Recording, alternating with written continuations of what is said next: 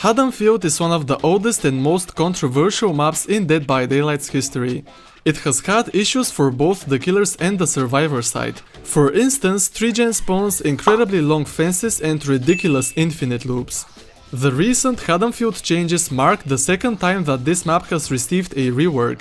And in this video we're going to take a look at how Lumpkin Lane evolved over the years. So without any more yapping, let's get right into it. The development of Haddonfield began very early on in Dead by Daylight's history. After gathering some reference images, the developers started creating concept art, which would later play an important role in defining the map's atmosphere and overall vibe. Apparently, behavior encountered some difficulties regarding the possibility of a suburban map like Haddonfield. So I don't want to talk too much about tiles right now, but essentially our game is built up, or our levels are built up of a collection of tiles that fit together procedurally. Now, for Haddonfield it was a bit different because we needed to define houses which had front yards and backyards, and also the street. Therefore, a so-called technical prototype was created using already existing buildings from other DBD realms just to prove that a map like this was even possible. Thankfully, the prototype was successful, and so the developers went straight into creating 3D models for the different structures. And after some time they ended up with this work-in-progress version of Lumpkin Lane. Notable things about it are the fact that the lighting here is quite a bit darker compared to how the map eventually turned out. And also we can see that the shack was originally planned to spawn as a structure in Haddonfield. However, supposedly the license holders were not happy with this ugly building appearing on the map, and so the killer shack was removed from it. Fun fact, you can even see this early remnant of the shack in the actual Spotlight trailer for the Halloween chapter. Another iteration for the Lumpkin Lane map was also later discovered in the game files of the 1.3.1 update, though that one never saw the light of day unfortunately.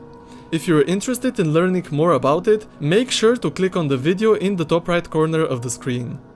And so, after all the hassles that the developers went through, Haddonfield was finally released on the 25th of October 2016 as part of the Halloween DLC, that being the second ever chapter to be added in DBD.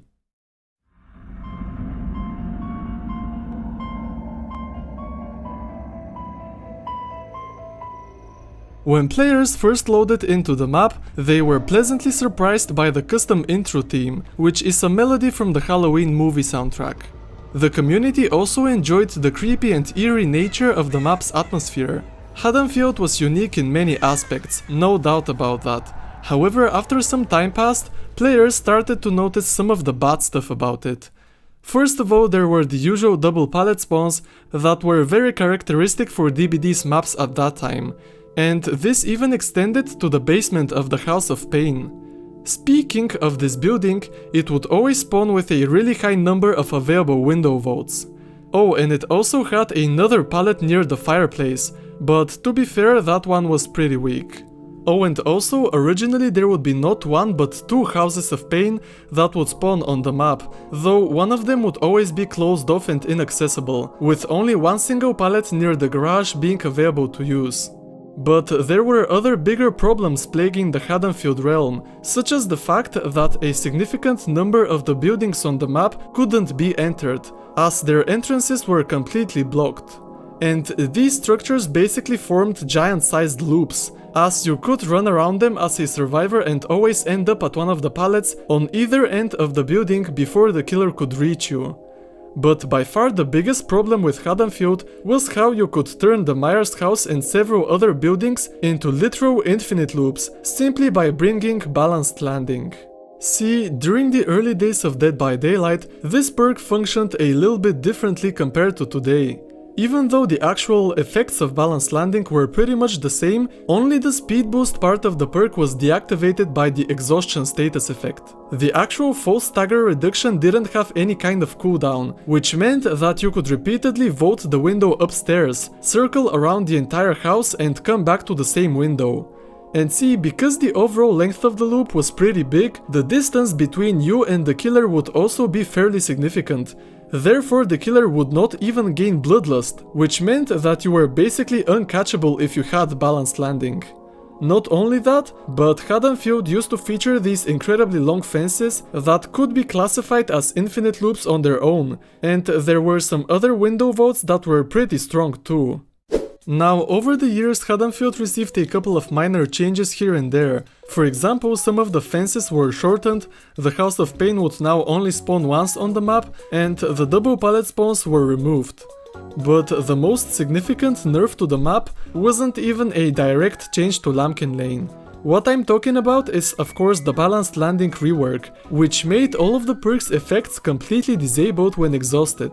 This got rid of the infamous infinite loop in the main building up to a certain extent. But even with all of these things in mind, Haddonfield was still a ridiculously unfair map for killers. Not only were the generators hard to defend, but swift groups would also regularly send themselves to the map, using the Strode royalty key offering just to bully the killer. However, on the 2nd of February 2022, Haddonfield and the Strode royalty key offering got disabled, for then unknown reasons. The community began to speculate that the developers were possibly working on a visual update of the realm, and these speculations turned out to be correct. Behavior revealed that they were working on a rework of Haddonfield, and players got really excited, especially when they saw the work-in-progress version of the new map. The highly anticipated rework was finally released on the 5th of April 2022 in the PTB for the 5.7.0 patch. And this rework was nothing like what people expected. In contrast to the previous Realm Beyond visual updates, this rework was a complete transformation of Haddonfield, to the point that it became almost unrecognizable from its original iteration. This was not just a visual update, but a gameplay update too, as all of the buildings themselves got completely reworked. Furthermore, the map had its size reduced and the main street was also made quite a bit bigger. I don't know about you, but personally I prefer the old atmosphere of the map. I find the current one a bit boring, to be honest. And the thing is, the map rework in itself was kind of a failure. A couple of the new houses had these two incredibly strong window vaults, which could be classified as infinite loops. In addition, there was also a very easy to defend tree gen that could spawn next to one of the playgrounds. So a whole 2 years after the first rework, Haddonfield received yet another one as part of the March 2024 mid-chapter update. Essentially, the problematic windows were addressed, the main street got adjusted a little bit, the playground tiles were rearranged, resources like pallets and lockers were added to the edges of the map, the length of the hedges and fences was reduced to create more openings, and the map was shrinked once again. And this is where Haddonfield stands today. Let me know what you think about the recent changes down in the comments. Well, I guess that was it. We went through the entire evolution of Haddonfield in Dead by Daylight. I hope you all enjoyed this video. If you did, then make sure to leave a like and subscribe. Thanks for watching and I'll see you in the next one. Bye!